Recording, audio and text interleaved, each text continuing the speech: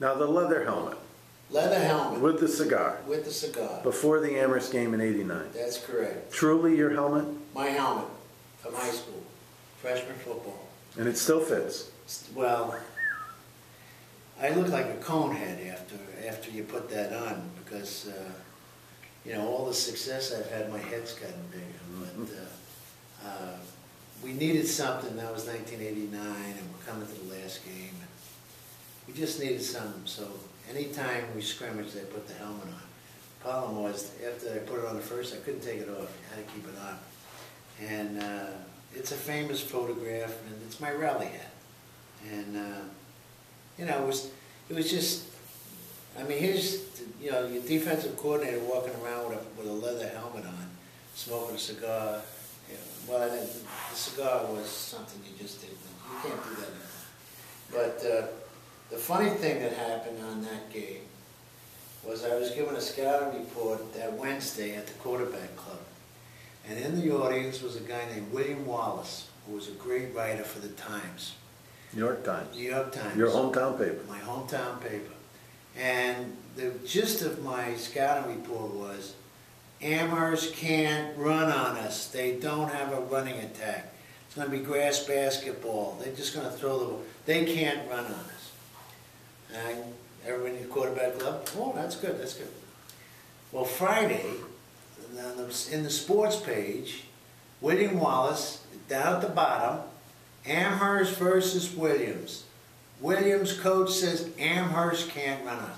Dick Foley saw that, and I thought he was going to go ballistic. He said, that's in their locker room. This is, you're motivating Amherst. I said, Coach, don't worry about it. You know, they won't read it. They don't read the Times. They read the Post. Oh, no. They're going to have that published. It's going to be there. You know, this is unbelievable. So now we get to the game. It's at Williams. So we kick off to Amherst. 6 plays later, Amherst wants the ball in the end zone. 7-0. They kick off to us. Hevesy fumbles. 5 plays later, they're in the end zone. It's 14-0, and they haven't thrown the ball yet. So I'm in the box. Dick gets on the phone. What the hell is going on here? I said, Dick, relax. Relax. We haven't had the ball yet. We had it for 1 play. They're running the ball. I said, Dick, we're making them overconfident.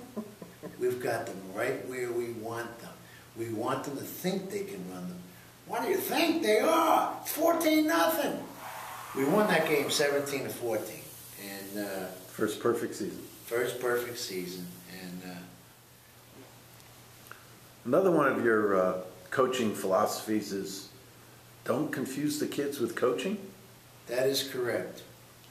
Now, Dick, what I meant by that, we've had great coaches here at Williams College, and we've got great kids, and they're highly motivated, and they are kids that have had success, know what success is. They're tremendous in the classroom. They're highly motivated. All right. What I meant by don't confuse them with coaching. What you do with the Williams athlete, prepare them, give them discipline and structure, focus them, try to get them in the right positions and realize their success. Get them to the game, warm them up, and then let them play. So Renzie, 36 years, you never thought of leaving Williams before that? Dick, I have a philosophy. The day I got here was the day I wanted to leave. I think, you know, I got here when I was 30 years old. The coaching profession is a very fluid, you know, moving type of profession. So when I got here, I said, okay, you know, this will be a good, I'm in college, this will be a good transition. You know, I'll go to Notre Dame, be the head coach at Notre Dame, or Johns Hopkins, be the head coach of lacrosse. And I tell all the young coaches when they come in here, the minute you arrive here is the minute you start leaving. Don't get so comfortable that you have no opportunity. You just, you know, you get stagnant, you get stale if you stay someplace too long. I've had my opportunities to leave. I'll tell you some great stories. Bob Peck was, you know, I would call my friends who were assistant athletic directors at other places and say, call Bob Peck and say you want to negotiate with me for the head lacrosse job. Okay. And Bob, then Bob would think, geez, this guy might be, he might be important. He's got, University of Pennsylvania, Yale's calling up. They want, we might have something here. But I look for opportunities. I think a lot of times, I'll tell you a great story about Yale. Gib Holke called me up, 1981, and wanted me to come down and interview for the Yale lacrosse job. And I was very excited about it. My daughters were in college. I was single, and this will be terrific. I'd love to go down to Yale. And Yale could do, we could do a good job at Yale.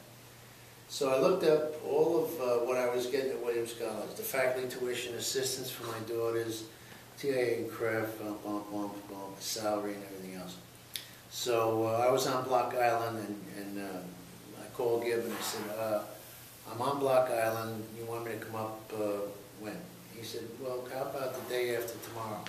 I said, geez, Gib, that's terrific. I said, the only thing is I'm on Block Island. He says, well, New Haven's not that far. We'll have a plane come out, pick you up, and take you to New Haven. I said, oh boy, that is terrific. And then I finally said, Gib, there's one thing that we haven't talked about that I'd like to broach right now, and that is, if we're talking about the head lacrosse job at Yale, we got to talk of a salary within the around $50,000 a year. There was a long pause, and Gib said, Renz, don't look for that plane. Tell everybody to leave, and you've been here for 40 years. I said, I know, but I tried to leave, and I think you have to have that attitude that you can leave, that, if the situation is good enough. I said, what you're going to find out is the situation isn't good enough. This is the best.